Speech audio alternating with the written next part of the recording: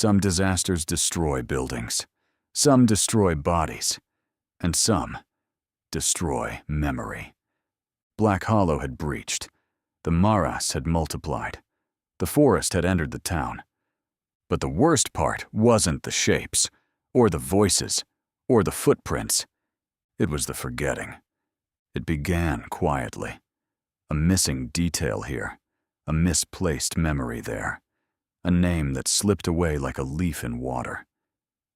The first case was a woman named Judith Marsh, a librarian, a woman with a perfect memory, a woman who could recall every book she had ever shelved.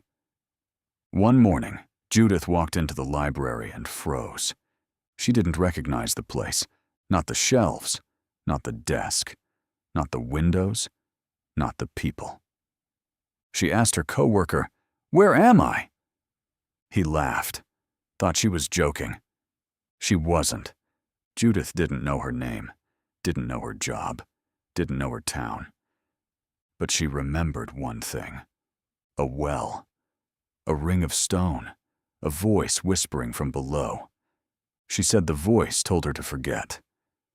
The second case was a man named Eric Dalton, a mechanic, a father, a man who had lived in Willow Creek his entire life. He walked into the sheriff's office at 10:14 a.m., calm, quiet, expressionless. He said he needed help. The sheriff asked what was wrong.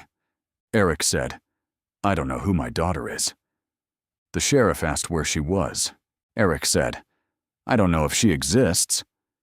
The sheriff asked what he remembered. Eric said, "I remember a woman standing in the creek, barefoot, smiling, calling my name." The sheriff asked if it was Mara. Eric said, "No, it was me." The sheriff didn't understand.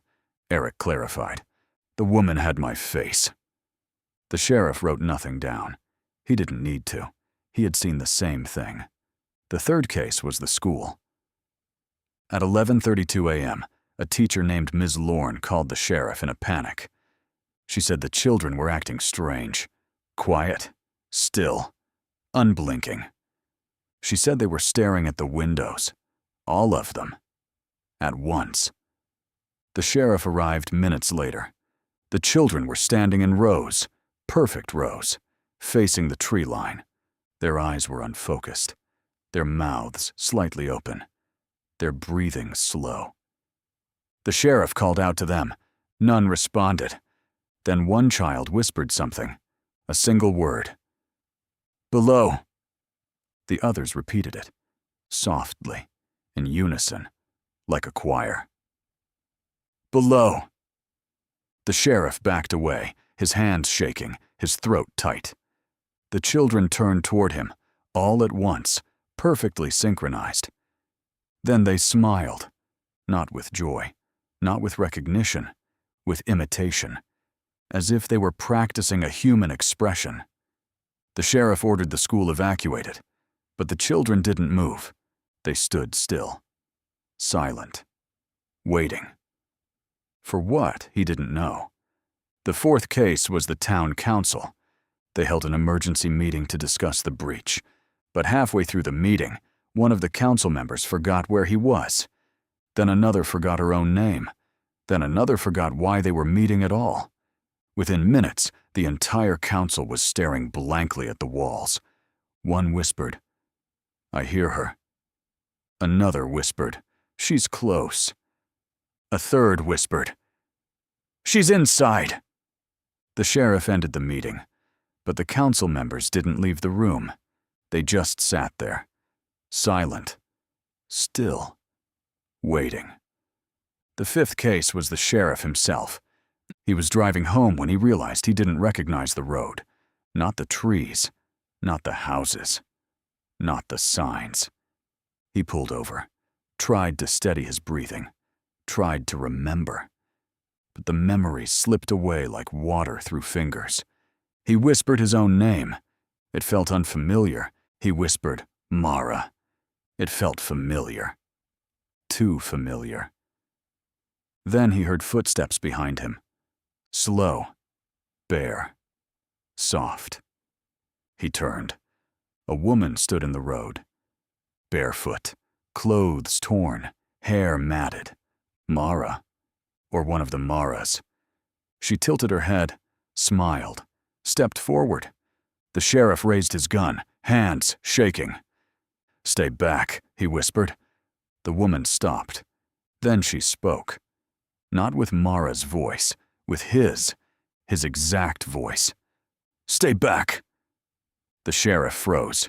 His breath caught, his pulse hammered. The woman stepped closer. Then another woman stepped out of the trees. Also Mara, also wearing his voice. Then another, and another. 4, 6, 8. All identical. All whispering his words in his voice. "Stay back." The sheriff stumbled away, got into his car, drove blindly. He didn't stop until he reached the station.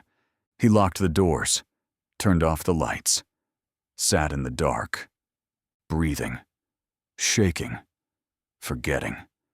Because he knew the truth. The Hollow was no longer copying Mara. It was copying everyone. Not perfectly, not completely, but enough. Enough to replace, enough to confuse, enough to erase. The town wasn't being haunted. It was being overwritten. Black Hollow is no longer a forest. It is no longer a boundary. It is no longer a presence. It is a memory parasite. And the town of Willow Creek is forgetting itself one person at a time.